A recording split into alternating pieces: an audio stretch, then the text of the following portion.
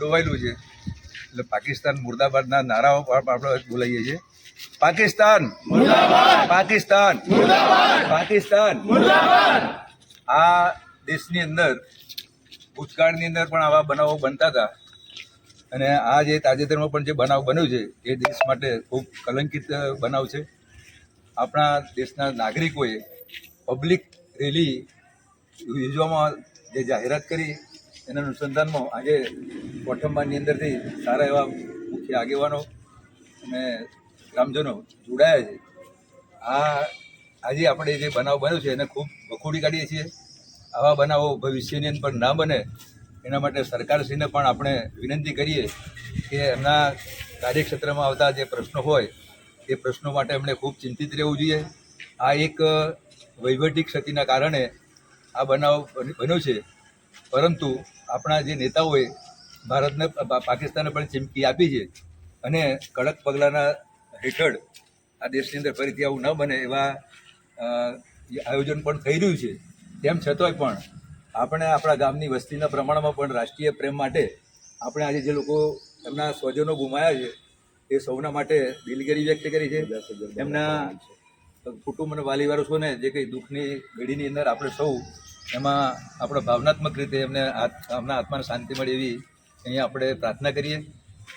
અંતમાં આપ સૌ આમાં જોડાયા સૌનો આભાર માની વિરમું છું. જય હિન્દ, જય ભારત. બંધની રેલીમાં આપણી વચ્ચે ઉપસ્થિત સૌ ગામના આગેવાનો, ગામના ગ્રામજનો, પહેલગાંવ ખાતે થયેલા આતંકવાદી હુમલાની અંદર માર્યા ગયેલા 28 નિર્દોષ હિન્દુઓની જે કતલેઆમ થઈ છે એને આપણે સખત શબ્દોમાં વખોડી કાઢીએ છીએ.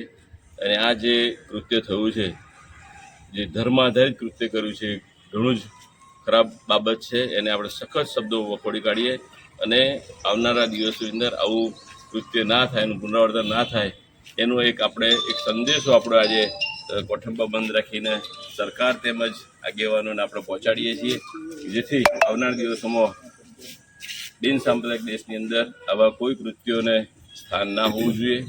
જે કંઈ થયું છે એ ખરેખર દુઃખદાયક છે. આ જે આતંકવાદી હુમલો થયો છે એની અંદર જે પ્રેરિત જે કંઈ સંગઠનો હોય અને એની અંદર પાકિસ્તાનનો પણ જે કંઈ હાથ હોય તેનો આપણે સખત શબ્દોમાં એનું વખોડી અને પાકિસ્તાન વિરોધી આપણે નારા લગાવવા જોઈએ. હિન્દુ જે રીતે ગામડાઓમાં અલગ અલગ જગ્યાએ બધા જ ધર્મના લોકો સાથે રહે, ત્યારે આ ધર્મ આધારિત જે કૃત્ય થયું છે એ ખરેખર આપણા સૌના માટે એક શરમજનક બાબત છે. જ્યારે અહીંયા આપણે ભાઈચારાથી રહેતા હોય અને જ્યારે આપણા જ આખા દેશના આપણા જ માના જ્યારે પહેલગાંવમાં જતા હોય ત્યાં એમની બેન દીકરીની સામે, બાળકોની સામે અને ધર્મ આધારિત પૂછીને અને જ્યારે હત્યા થતી હોય ત્યારે એ લોકોને જે કંઈ પ્રકારનું દુઃખ થયું છે એની અંદર આપણે દુઃખની અંદર સહભાગી બનીએ.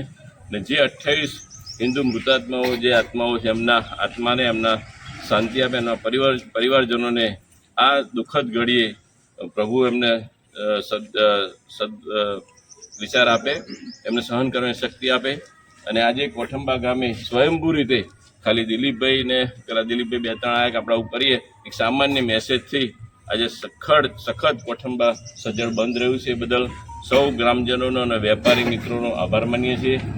આવી બાબતમાં આપણે સૌ એક રહી અને આપણો એક સંદેશો પહોંચાડીએ છીએ કે આત્માઓ શહીદ થયા છે એમને સૌને 2 મિનિટ આપણે મૌન પાડીશું અને શ્રદ્ધાંજલિ આપીએ છીએ. આપણે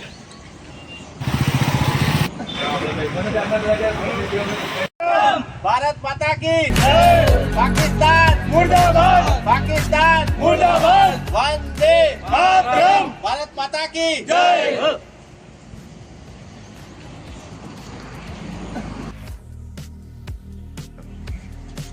પહેલગામમાં